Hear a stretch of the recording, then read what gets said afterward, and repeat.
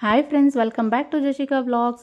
ಸಿಂಪಲ್ಲಾಗೆ dal fry ಯಾವ ರೀತಿ ಮಾಡೋದು ಅಂತ ಬನ್ನಿ ನೋಡೋಣ. ಈ ದಾಲ್ ಫ್ರೈ ಬಂದು ದೋಸೆಗೆ, ಇಡ್ಲಿಗೆ ತುಂಬ ಚೆನ್ನಾಗಿರುತ್ತೆ ಮತ್ತು ತುಂಬ ರುಚಿನೂ ಕೊಡುತ್ತೆ.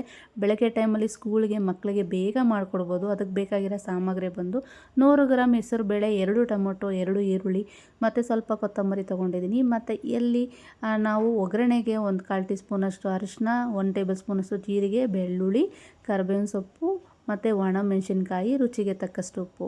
ಯಾವ ರೀತಿ ಮಾಡೋದು ನೋಡೋಣ. ಒಂದು ಕುಕ್ಕರ್ ತೊಗೊಂಡು ಕುಕ್ಕರಲ್ಲಿ ಬೇಳೆ ಹಾಕಿ ಚೆನ್ನಾಗಿ ತೊಳೆದಿಟ್ಟಿದ್ದೀನಿ.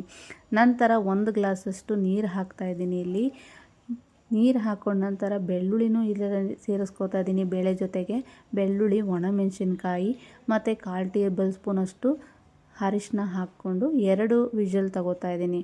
ಸೊ ಇದು 2 ವಿಷಲ್ ಆಗಿದ ನಂತರ ಈ ರೀತಿ ನಿಮಗೆ ಚೆನ್ನಾಗಿ ಬೆಂದು ಬರುತ್ತೆ.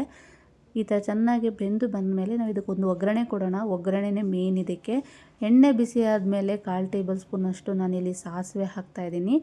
ಸಾಸಿವೆ ಚೆನ್ನಾಗಿ ಸ್ವಲ್ಪ ಸಿಡಿದು ಬಂದಾಗ ನಾವಿಲ್ಲಿ ಕರಿಬೇವಿನ ಸೊಪ್ಪು ಹಾಕೋಣ. ಕರಿಬೇವಿನ ಸೊಪ್ಪು ಜೊತೆಗೇ ನಾವು ಒಣಮೆಣಸಿನ್ಕಾಯಿನೂ ಸೇರಿಸ್ತಾ ಇದ್ದೀನಿ. ಒಣಮೆಣಸಿನ್ಕಾಯಿ ಜೊತೆಗೆ ಸ್ವಲ್ಪ ಜಜ್ಜಿಟ್ಟಿರೋಂಥ ಬೆಳ್ಳುಳ್ಳಿನೂ ಹಾಕ್ತಾಯಿದ್ದೀನಿ. ಬೆಳ್ಳುಳ್ಳಿ ಹಾಕಿದ ನಂತರ ಇಲ್ಲಿ ನಾನು ಜೀರಿಗೆ ಸೇರಿಸ್ತಾ ಇದ್ದೀನಿ. ಜೀರಿಗೆನೇ ಇದಕ್ಕೆ ತುಂಬ ಟೇಸ್ಟ್ ಕೊಡೋಂಥದ್ದು. ಸೊ ಇದರಲ್ಲಿ ನೀವು 1.5 ಸ್ಪೂನೂ ಹಾಕ್ಕೋಬೋದು. ನಂತರ ಕಟ್ ಮಾಡಿರೋಂಥ ಈರುಳ್ಳಿ ಹಾಕ್ಕೊಂಡು ಚೆನ್ನಾಗಿ ಎಣ್ಣೆಯಲ್ಲಿ ಫ್ರೈ ಮಾಡ್ಕೊತಾ ಇದ್ದೀನಿ. ಇದು ಕಂಪ್ಲೀಟಾಗಿ ಈ ರೀತಿ ಫ್ರೈ ಆಗಿರಬೇಕು. ಸೊ ನಂತರ ಕಟ್ ಮಾಡಿರೋ ಟೊಮೊಟೊನೂ ಹಾಕಿ ಚೆನ್ನಾಗಿ ಫ್ರೈ ಮಾಡ್ಕೋತೀನಿ, ಹಸಿ ಸ್ಮೆಲ್ ಹೋಗೋವರೆಗೂ. ಮತ್ತು ರುಚಿಗೆ ತಕ್ಕಷ್ಟು ಉಪ್ಪು ಹಾಕ್ಕೋತಾ ಇದ್ದೀನಿ. ಉಪ್ಪು ಹಾಕಿನ ಚೆನ್ನಾಗಿ ಮಿಕ್ಸ್ ಮಾಡಿ ಬೆಂದಿರೋ ಬೇಳೆನ ಎತ್ತಿ ಇದ್ರಲ್ಲಿ ಹಾಕಿದ್ರೆ ರುಚಿಕರವಾಗಿರುವ ದಾಲ್ ಫ್ರೈ ರೆಡಿ. ಕೊನೆಗೆ ಈ ಥರ ಕುದ್ದು ಬಂದಾಗ ಕೊತ್ತಂಬರಿ ಹಾಕಿ ಆಫ್ ಮಾಡಿದ್ರೆ ನಮ್ಮ ದಾಲ್ ಫ್ರೈ ರೆಡಿ ಇರುತ್ತೆ. ಈ ದಾಲ್ ಫ್ರೈ ಬಂದು ತುಂಬ ಚೆನ್ನಾಗಿರುತ್ತೆ ದೋಸೆ, ಚಪಾತಿಗೆ. ನಾನಿಲ್ಲಿ ದೋಸೆ ಮಾಡಿಕೊಡ್ತಾ ಇದ್ದೀನಿ ನನ್ನ ಮಗಳ ಬ್ರೇಕ್ಫಾಸ್ಟಿಗೆ. ಅವಳಿಗೆ ತುಂಬ ಇಷ್ಟ ಈ ದಾಲ್ ಮತ್ತು ದೋಸೆ ಕಾಂಬಿನೇಷನ್ನು.